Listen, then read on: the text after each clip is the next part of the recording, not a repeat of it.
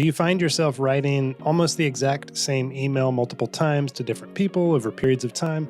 Well, I do, and this will save you some time. The first thing you need to do is make sure these are enabled. Go to your settings, all settings, and then advanced. Down here, you will see the templates. It may be disabled, just toggle it to enabled and make sure you click saved changes. I have a lot of people request that I share spreadsheets that I've created with them, and this is typically what my response looks like. Doesn't take long, but it'd be better to just click it into existence in a split second.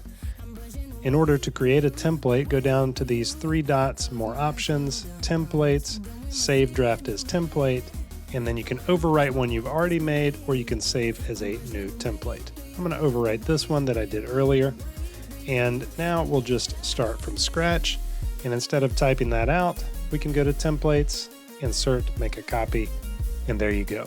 That'll save you some time, and if you want to save some more time, I've created this handy shortcuts video you can watch next.